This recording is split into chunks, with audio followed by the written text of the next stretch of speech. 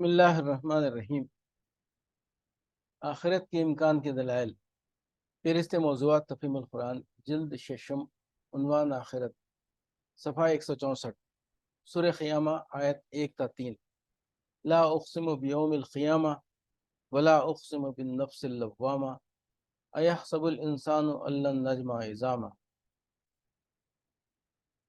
نہیں میں قسم کھاتا ہوں قیامت کے دن کی، اور نہیں میں قسم کھاتا ہوں ملامت کرنے والے نفس کی۔ کیا انسان یہ سمجھ رہا ہے کہ ہم اس کی ہڈیوں کو جمع نہ کر سکیں گے؟ اوپر کی دو دلیلیں جو قسم کی صورت میں بیان کی گئی ہیں صرف دو باتیں ثابت کرتی ہیں۔ ایک یہ کہ دنیا کا خاتمہ یعنی قیامت کا پہلا مرحلہ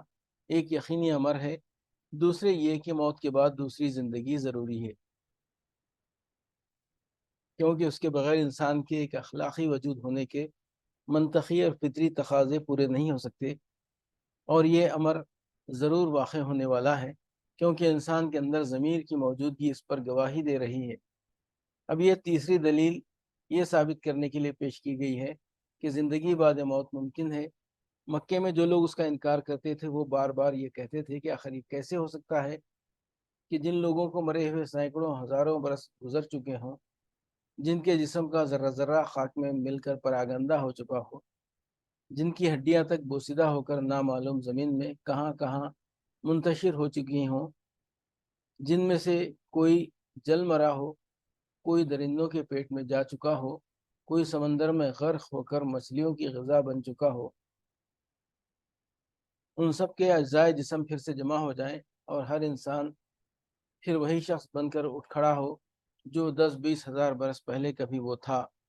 اس کا نہایت معقول اور انتہائی پرزور جواب اللہ تعالیٰ نے اس مختصر سے سوال کی شکل میں دے دیا ہے کہ کیا انسان یہ سمجھ رہا ہے کہ ہم اس کی ہڈیوں کو کبھی جمع نہ کر سکیں گے؟ یعنی اگر تم سے یہ کہا گیا ہوتا کہ تمہارے یہ منتشر اجزائے جسم کسی وقت آپ سے آپ جمع ہو جائیں گے اور تم آپ سے آپ اسی جسم کے ساتھ جی اٹھو گے، تو بلا شبہ تمہارا اسے ناممکن سمجھنا بجا ہوتا، مگر تم سے تو کہا یہ گیا ہے کہ یہ کام خود نہیں ہوگا بلکہ اللہ تعالیٰ ایسا کرے گا۔ اب کیا تم واقعی یہ سمجھ رہے ہو کہ کائنات کا خالق، جسے تم خود بھی خالق مانتے ہو، اس کام سے عاجز ہے؟ یہ ایسا سوال تھا جس کے جواب میں کوئی شخص جو خدا کو خالق کائنات مانتا ہو نہ اس وقت یہ کہہ سکتا تھا اور نہ آج یہ کہہ سکتا ہے کہ خدا بھی یہ کام کرنا چاہے تو نہیں کر سکتا۔ اور اگر کوئی بیوقوف ایسی بات کہے تو اس سے پوچھا جا سکتا ہے کہ تم آج جس جسم میں اس وقت موجود ہو، اس کے بے شمار اجزاء کو ہوا اور پانی اور مٹی اور نامعلوم کہاں کہاں سے جمع کر کے اسی خدا نے کیسے یہ جسم بنا دیا جس کے متعلق تم یہ کہہ رہے ہو کہ وہ پھر ان اجزاء کو جمع نہیں کر سکتا؟ آخرت کے امکان کے دلائل، فہرست موضوعات تفہیم القرآن، جلد ششم، عنوان آخرت، صفحہ 177، سورہ قیامہ، آیت 36 تا 40۔ ایحسب الانسان ان یترک سدی الم یکن نطفة من منی یمنی ثم کان علقة فخلق فسوى فجعل منه الزوجین الذکر والانثى الیس ذلک بقادر علی ان یحیی الموتى۔ کیا انسان نے یہ سمجھ رکھا ہے کہ وہ یوں ہی محمل چھوڑ دیا جائے گا؟ کیا وہ ایک حقیر پانی کا نطفہ نہ تھا جو رحم مادر میں ٹپکایا جاتا ہے، پھر وہ ایک لتھڑا بنا، پھر اللہ نے اس کا جسم بنایا اور اس کے اعضاء درست کیے، پھر اس سے مرد اور عورت کی دو قسمیں بنائیں؟ کیا وہ اس پر قادر نہیں ہے کہ مرنے والوں کو پھر سے زندہ کر دے؟ یہ حیات بعد موت کے امکان کی دلیل ہے۔ جہاں تک ان لوگوں کا تعلق ہے جو یہ مانتے ہیں کہ ابتدائی نطفے سے تخلیق کا آغاز کر کے پورا انسان بنا دینے تک کا سارا فعل اللہ تعالیٰ ہی کی قدرت اور حکمت کا کرشمہ ہے، ان کے لیے تو فی الحقیقت اس دلیل کا کوئی جواب ہے ہی نہیں، کیونکہ وہ خواہ کتنی ہی ڈھٹائی برتیں ان کی عقل یہ تسلیم کرنے سے انکار نہیں کر سکتی کہ جو خدا اس طرح انسان کو دنیا میں پیدا کرتا ہے وہ دوبارہ بھی اسی انسان کو وجود میں لے آنے پر قادر ہے۔ رہے وہ لوگ جو اس صریح حکیمانہ فعل کو محض اتفاقات کا نتیجہ قرار دیتے ہیں، وہ اگر ہٹ دھرمی پر تلے ہوئے نہیں ہیں تو آخر ان کے پاس اس بات کی کیا توجیہ ہے کہ آغاز آفرینش سے آج تک دنیا کے ہر حصے اور ہر قوم میں کس طرح ایک ہی نوعیت کے تخلیقی فعل کے نتیجے میں لڑکوں اور لڑکیوں کی پیدائش مسلسل اس تناسب سے ہوتی چلی جا رہی ہے کہ کہیں کسی زمانے میں بھی ایسا نہیں ہوا کہ کسی انسانی آبادی میں صرف لڑکے یا صرف لڑکیاں ہی پیدا ہوتی چلی جائیں اور آئندہ اس کی نسل چلنے کو کوئی امکان باقی نہ رہے۔ کیا یہ بھی اتفاقاً ہی ہوئے چلا جا رہا ہے؟ اتنا بڑا دعویٰ کرنے کے لیے آدمی کو کم از کم اتنا بے شرم ہونا چاہیے کہ وہ اٹھ کر ایک روز یہ دعویٰ کر بیٹھے کہ لندن اور نیو یارک، ماسکو اور پیکنگ اتفاقاً آپ سے آپ بن گئے ہیں۔ آخرت کے امکان کے دلائل، فہرست موضوعات تفہیم القرآن، جلد ششم، عنوان آخرت، صفحہ 212 تا 214، سورہ مرسلات آیات 20 تا 28۔ الم نخلقکم من ماء مہین فجعلناہ فی قرار مکین الی قدر معلوم فقدرنا فنعم القادرون ویل یومئذ للمکذبین الم نجعل الارض کفاتا احیاء و امواتا وجعلنا فیہا رواسي شامخات واسقیناکم ماء فراتا ویل یومئذ للمکذبین۔ کیا ہم نے ایک حقیر پانی سے تمہیں پیدا نہیں کیا اور ایک مقرر مدت تک اسے ایک محفوظ جگہ ٹھہرائے رکھا؟ تو دیکھو ہم اس پر قادر تھے، بس ہم بہت اچھی قدرت رکھنے والے ہیں۔ تباہی ہے اس روز جھٹلانے والوں کے لیے۔ کیا ہم نے زمین کو سمیٹ کر رکھنے والی نہیں بنایا، زندوں کے لیے بھی اور مردوں کے لیے بھی، اور اس میں بلند و بالا پہاڑ جمائے اور تمہیں میٹھا پانی پلایا؟ تباہی ہے اس روز جھٹلانے والوں کے لیے۔ وجعلناہ فی قرار مکین،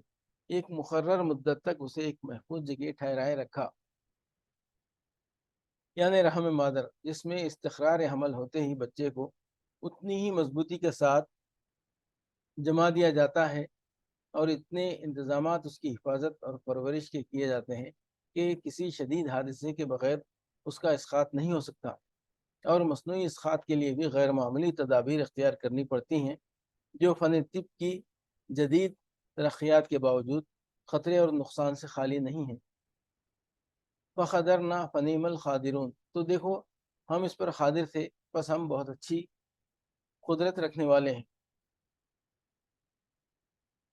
یہ حیات بعد موت کے امکان کی صریح دلیل ہے۔ اللہ تعالیٰ کے ارشاد کا مطلب یہ ہے کہ جب ہم ایک حقیر نطفے سے تمہاری ابتدا کر کے تمہیں پورا انسان بنا دینے پر قادر تھے، تو آخر دوبارہ تمہیں کسی اور طرح پیدا کر دینے پر کیوں قادر نہ ہوگی؟ ہماری یہ تخلیق جس کے نتیجے میں تم آج زندہ موجود ہو، خود اس بات کا ثبوت ہے کہ ہم بہت اچھی قدرت رکھنے والے ہیں، ایسے عاجز نہیں ہیں کہ ایک دفعہ پیدا کر کے پھر تمہیں پیدا نہ کر سکیں۔ ویل یومئذ للمکذبین، تباہی ہے اس روز جھٹلانے والوں کے لیے۔ یہاں یہ فقرہ اس معنی میں ارشاد ہوا ہے کہ حیات بعد موت کے امکان کی صریح دلیل سامنے موجود ہوتے ہوئے بھی جو لوگ اس کو جھٹلا رہے ہیں، وہ آج اس کا جتنا چاہے مذاق اڑا لیں اور جس قدر چاہے اس کے ماننے والوں کو دقیانوسی، تاریک خیال اور اوہام پرست قرار دیتے رہیں، مگر جب وہ دن آ جائے گا جسے یہ جھٹلا رہے ہیں تو انہیں خود معلوم ہو جائے گا کہ یہ ان کے لیے تباہی کا دن ہے۔ اور تمہیں میٹھا پانی پلایا، یہ آخرت کے ممکن اور معقول ہونے پر ایک اور دلیل ہے۔